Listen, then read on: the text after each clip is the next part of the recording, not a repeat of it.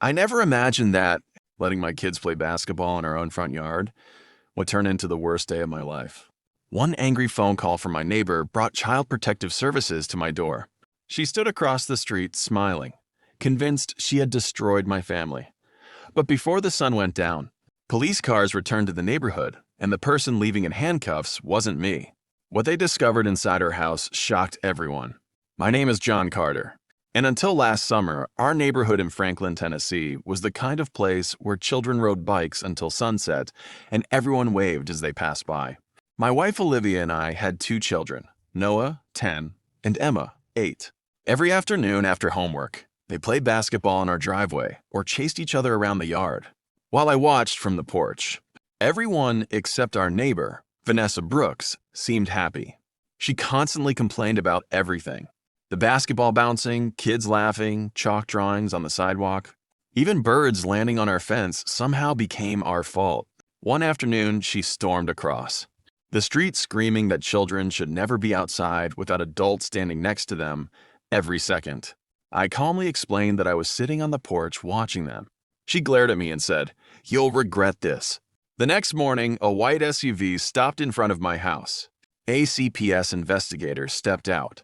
Someone had reported that my children were being neglected, left outside alone for hours without food or supervision. My heart dropped. The investigator was polite and professional. She interviewed my wife and me, spoke with the kids, inspected our home, checked the refrigerator, and even asked our children simple questions about school and safety. Within an hour, she smiled and apologized. She quietly admitted that the report appeared completely false. Before leaving, she asked one question. "Has anyone been harassing your family?" I immediately mentioned Vanessa. The investigator nodded, as if that answer confirmed something. 2 days later, our security camera captured Vanessa standing near. Our property is taking photos through our windows. Then another video showed her walking into our backyard while we were away. That crossed every line. I handed every recording to the police. They started investigating. A week later, officers returned not to my house, but to hers. At first, we assumed it was about the false CPS report. It wasn't. During the investigation, police discovered stolen packages hidden in her garage, multiple fake identification cards, and evidence linking her to several neighborhood thefts that had been reported for months. The false CPS complaint had accidentally exposed a much bigger crime. As officers escorted Vanessa outside in handcuffs, she looked directly at me.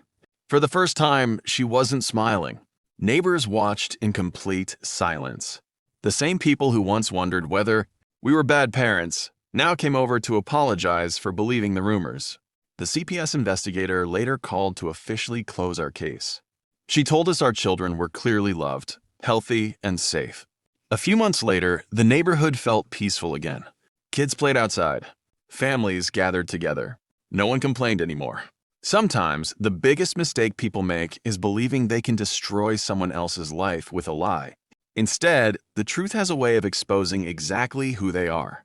Watching the police car disappear around the corner, I realized something I'll never forget. Lies can create fear for a moment, but evidence lasts forever.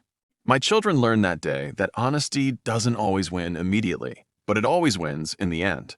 Vanessa tried to take away our peace, yet her own actions destroyed everything she had built. Every afternoon now, when I hear my kids laughing outside, I'm reminded that freedom, family, and truth are worth protecting. Sometimes karma doesn't arrive years later. Sometimes it parks right across the street with flashing red and blue lights.